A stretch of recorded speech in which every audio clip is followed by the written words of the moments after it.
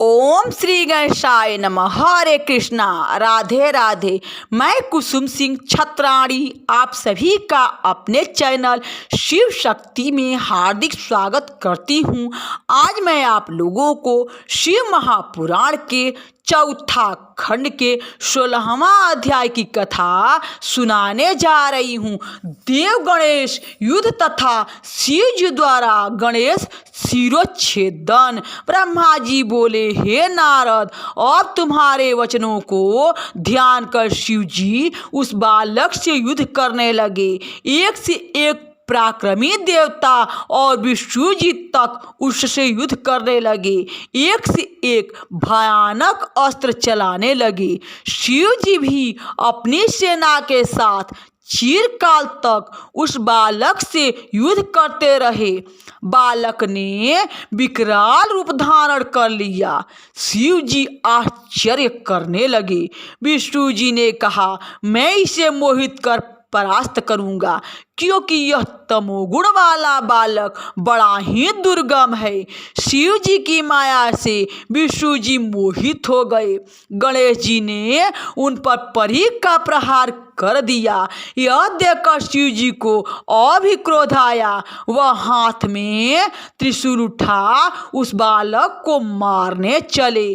तब शिव जी को इस रूप में अपनी ओर आते देख गणेश जी ने मन ही मन अपनी माता का ध्यान किया और अपनी शक्ति उठा महादेव जी के हाथों पर प्रहार कर दिया। उस समय महावीर गणेश की शक्ति महादेव जी से भी बढ़ी हुई थी। उस शक्ति के लगने से परमात्मा शिव के हाथों से उनका धनुष गिर पड़ा। तब धनुष को गिरते देख शिव जी ने पिनाक उठा लिया, परंतु गणेश्वर ने एक परी मारकर उनका पिनाक भी पृथ्वी पर गिरा दिया। फिर हाथ से शूल उठा गणेश जी ने शिव जी के पांचों हाथों में मारकर उन्हें व्यर्थ कर दिया। शिव जी ने कहा, वाह, जब मेरी यह दशा है तो मेरे गणों की तो क्या दशा न होगी। फिर तो इसी समय शक्ति के दिए बल से युक्त वीर गणेश जी ने परिग उठा शिव जी के सब गणों और सब देवताओं को भी ताड़ित कर दिया। परिग से व्याकुल हुए वे देवता और गण दूर भाग गए।